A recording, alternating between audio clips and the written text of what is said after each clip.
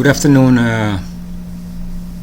ladies and gentlemen, brothers and sisters, friends and neighbors. This is Dr. James McBean here. Long time I have not done a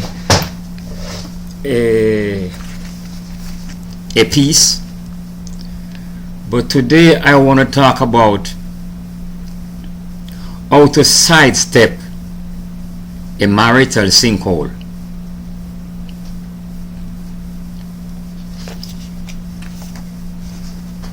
My favorite is to counsel married couple, because by the time you get married and when that wedding is over, you are thousands of dollars in debt, indebted. 7 years after I was married, I was still paying bills. Family married. For goat, for chicken, some people for pig, some people for cow. Marriage is not cheap. And I hate to see when people just throw away a good marriage over something that is so small. It doesn't make any sense. Sometimes you have to wonder if they were ever in love at all. I want to read it to you from St. Matthew 19 verse 6. He said, therefore, there are no more twain or two, but one flesh. What therefore God hath joined together, let no man put asunder. Marriage can work. I want to tell you this. Me and my wife married over about 47 years. Still married, and we sleep together every night. If me and she stay married, then you could marry a turtle to a dog, or a goat to a cow, and it work. If we two stay married, because argument and quarrel is our thing, but our argument and our quarrel no last no more than about 1 minute, and the following moment we in each other's face again, laughing again and making joke again, and when night come we cuddle up like a bunch of puppies, sleeping until the daylight. Marriage can work. I'm telling you, it can work. But some of us is just too pig-headed. But it can work. Because many of the things, as I counsel married couple, and some of the things that I'm hearing, the problem is not based in some form of morality. It based in some simple differences. This one liking coffee sweet, the other one no like no sugar at all. And they refuse to accept the differences that is in each other. Each one want to make the other one a copy of him, and it can't work. It's not gonna work. You cannot make your mate your copy. They're not your copy. They are their own different individual with their own individuality. And they are different from you as the east is from the west. Different. And you're going to spend your whole life trying to make the person like you. And she is not like you. They are different from you. For example, the way how my wife process problem is not the way I process it. She go and jump at the snake the same time and step in the snake head. And me go and walk past like me never see the snake. That's the way my wife do it. She gonna pick up a stone and give it him one hell hit in the head. While me gonna walk past like it was never there. We deal with the problem different.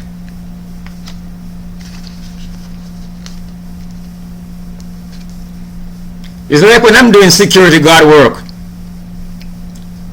I will see a couple in their car having sex, and I don't want to get foot in my face because somebody is having sex, so I will walk past very slowly and look at them and keep going. And by the time I come around them outside and the car talking like them wasn't doing nothing, but they know I saw them because I looked directly at them, but I didn't say nothing to them. I accomplished the same thing as if I went and go tell them verbally, say, you can't do that on property. You need to pack it up and get out of here. No, I might get shot, I might get stabbed, because many people get it. And above all, I might get foot in my mouth and the other foot in my backside. And to avoid that, I have a way how I do it, and it works, and I'm glad about that.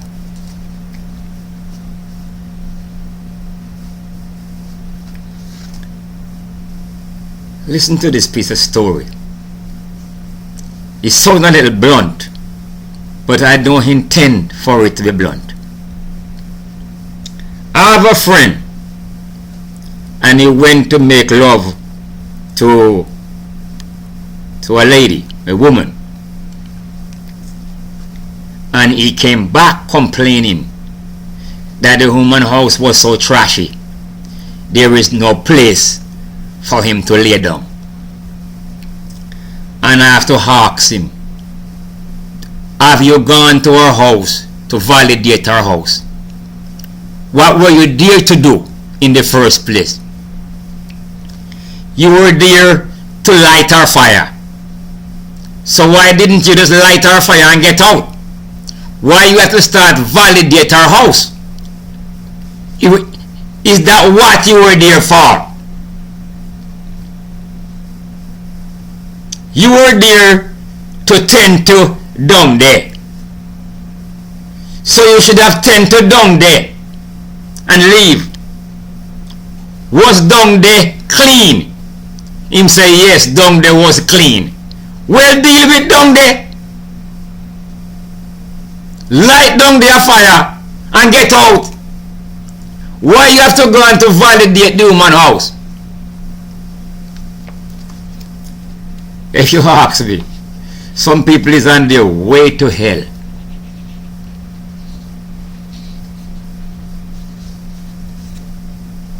Some people cannot pull a marriage over the sinkhole. They drop into it because they are too picky and too petty. All the things that they are fighting over are personal trait and not conduct. It's not conduct, it's just some personal trait.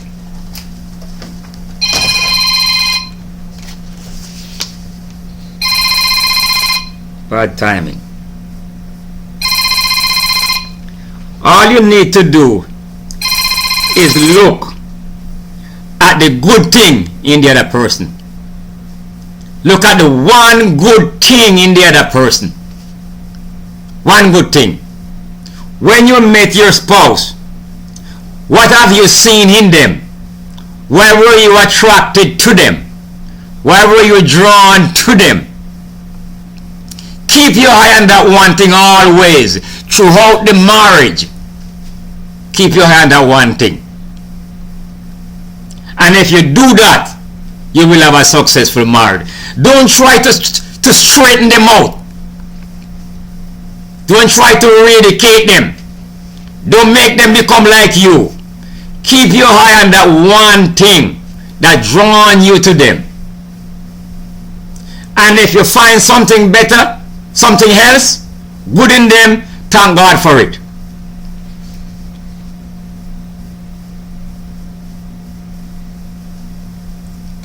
You're going to find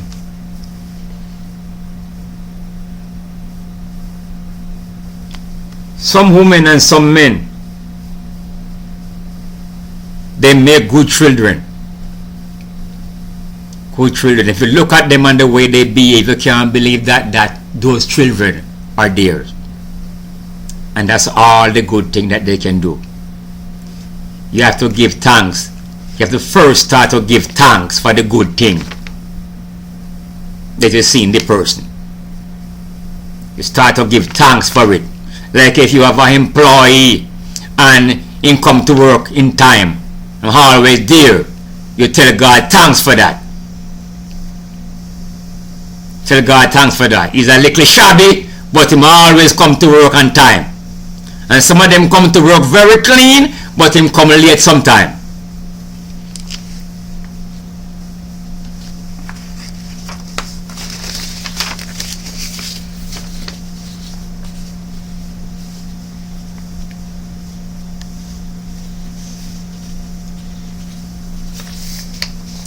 There are many things that we can do to our marriage. We can ruin our marriage and we can sidestep the sinkhole.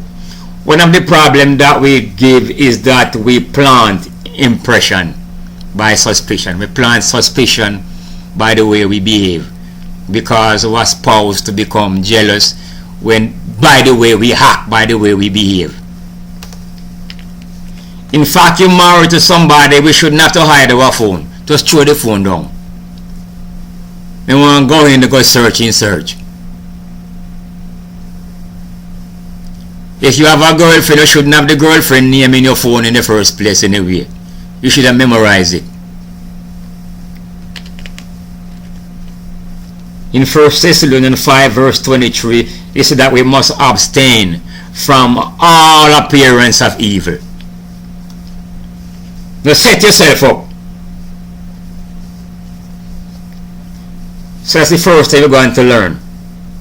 Don't plant no suspicion by impression, by the way we act.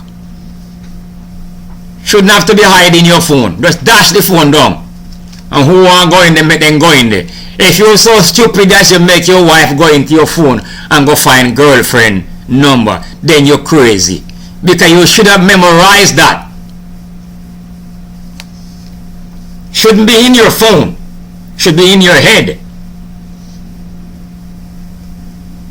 Or even if you have it in your phone, you should be smart enough to change the area code. So when you're gonna call, you just put in the area code.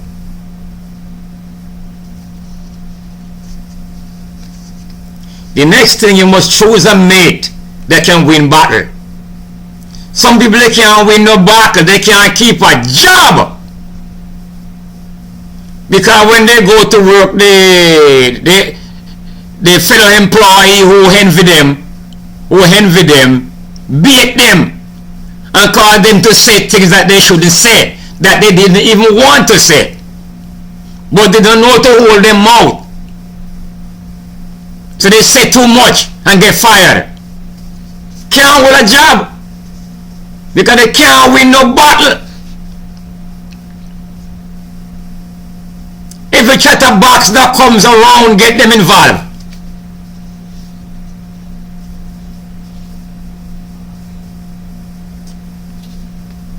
Choose a mate that can win battle, that can keep job, that can keep husband, that can keep wife.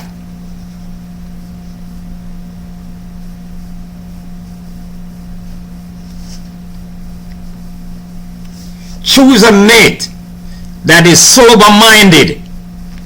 You see, some people think that sober-minded is to draw on a condom. Come on. Come on. Choose a mate that are sober minded. Sober minded means one who understands the seriousness of life.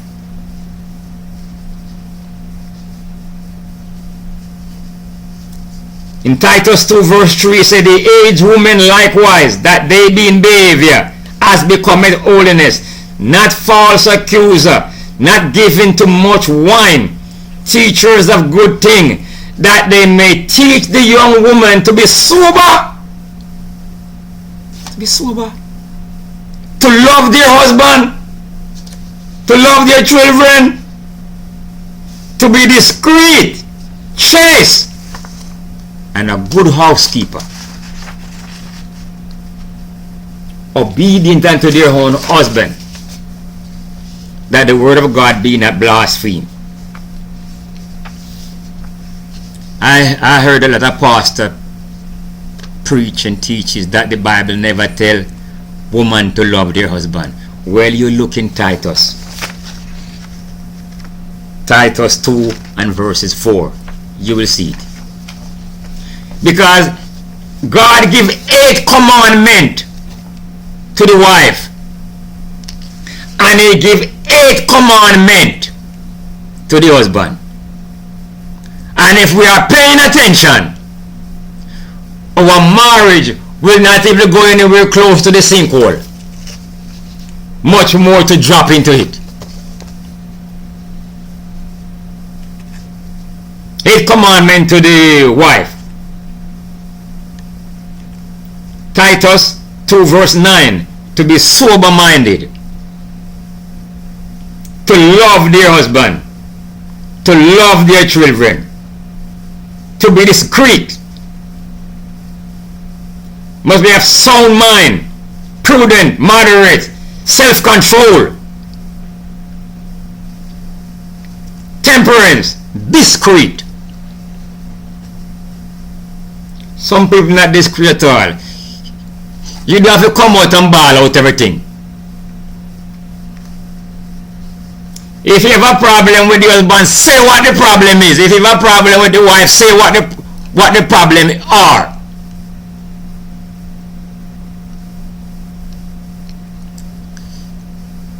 Some women keep talking about the lizard,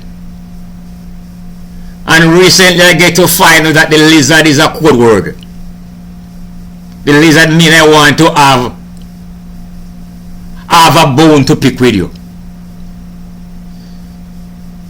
Some women, when you hear them say your socks are all over the floor, you've been walking looking around for socks all over the floor. There is no socks over the floor. Socks over the floor is a code word which means I have a big bone to pick with your horse. We have something to trash out, old boy. You don't have nothing to do with no socks. You're walking around looking for socks. It's a code word.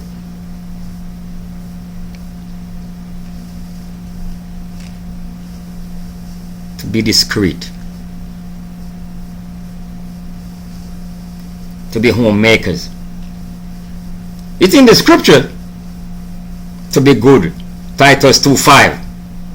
All of these have a verse, All of these have a verse, 1 verse or 2 verse of scripture add to it. We can go back and go look it up.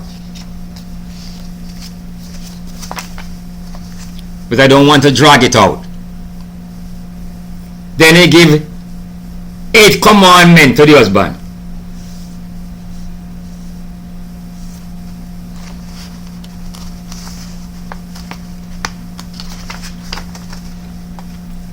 And the 8th commandment that he gave to the husband is the same thing as the one he gave to the wife.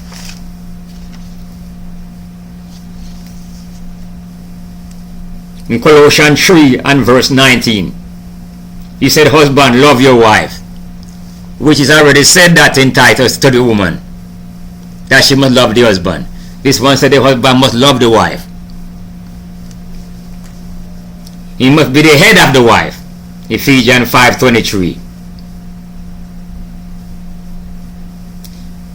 To love their children, to love the wife as the church loved Christ, or as Christ loved the church.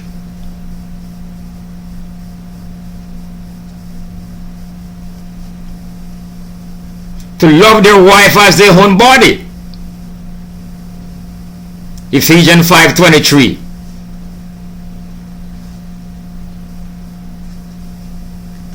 To join to the wife as one flesh. To love their parents and their wives. To cleave unto their wife. But as you go through it, you're going to see that the same commandment that he gave the wife is the same commandment that he gave the husband, but it used in different word. Like one in Peter, he said that the husband must give honor to the wife, who is the weaker vessel, or else his prayers will be hindered. He must give honor to the wife. And over in Corinthians, it said that the wife must reverence her husband. How do you give honor to somebody? By reverencing them. How do you reverence somebody? By giving them honor. So the same thing he told the wife to do, the same thing he told the husband to do. He just using different word. He told the wife that she must be in subjection or in obedience to the husband. And further down in the verse, it told the husband, say, you all must be in subjection one to another. So the same thing he told the wife is the same thing he told the husband. Because God did not intend for the wife to be the foot, so you can walk on her. They are equal. They are two people with equal power. The husband only have emergency power. Emergency power. Just like the president and Congress. If war is declared on the country and Congress can't come together in time to put a package together and give the president the go ahead and say, okay, go ahead and declare war because war is declared upon us. The president have the power to say, all right, we go to war. We go to war until Congress come together and decide on something.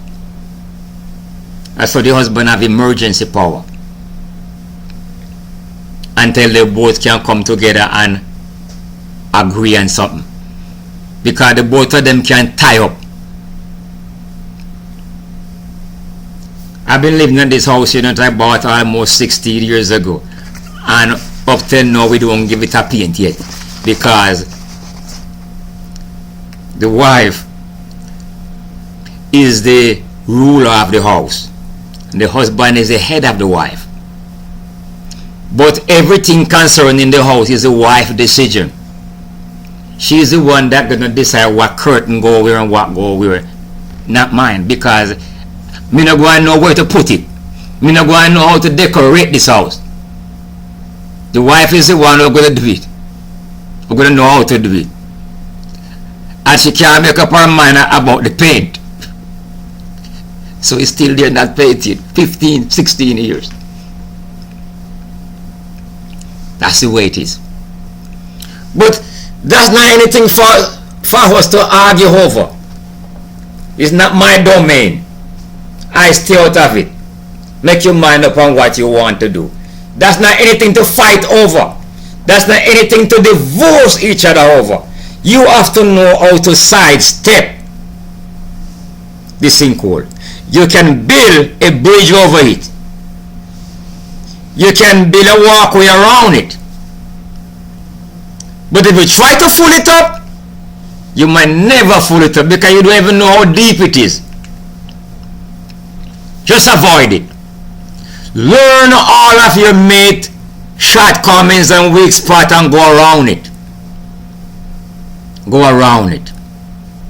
And if you go around it, you will save your marriage.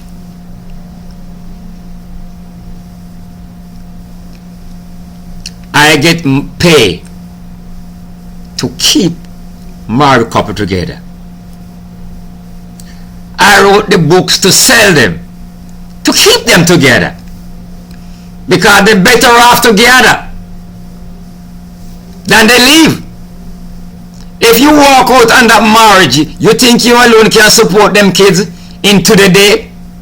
You think you alone can pay the insurance for the car, the rent, or the mortgage, the food, the doctor bill, the medical, the dental, the vision, the school fee?